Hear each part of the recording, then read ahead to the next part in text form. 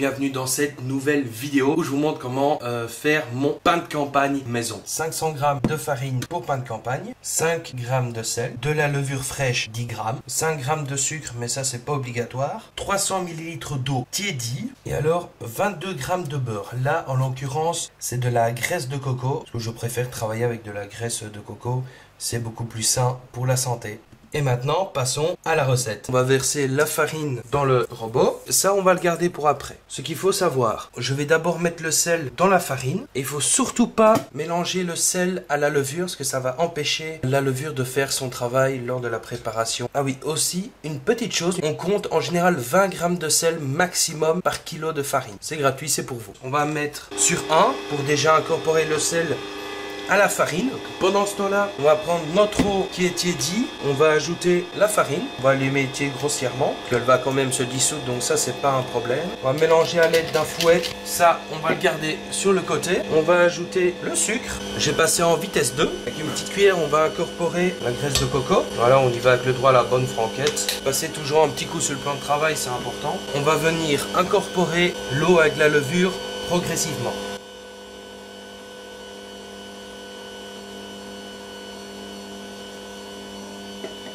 On attend que tout ce mélange soit bien homogène.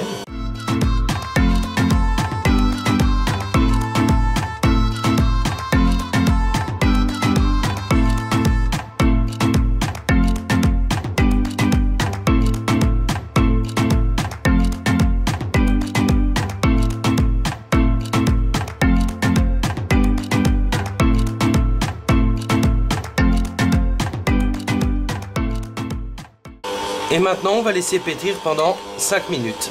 En tout cas, dommage que vous n'avez pas l'odeur. Hein. Ça sent tellement bon, la levure, le pain, tout ça. Les 5 minutes sont passées, donc maintenant, on va couper.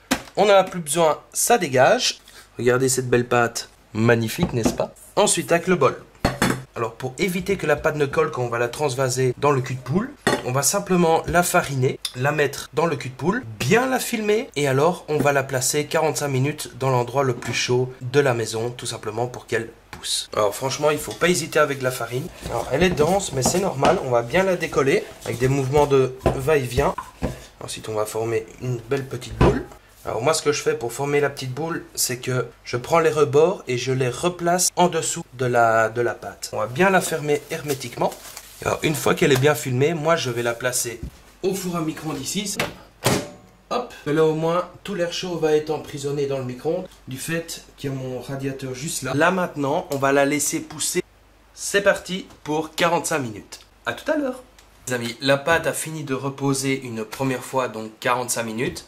Là maintenant, on va l'enlever de son cul de poule. On va venir fleurer la table de farine.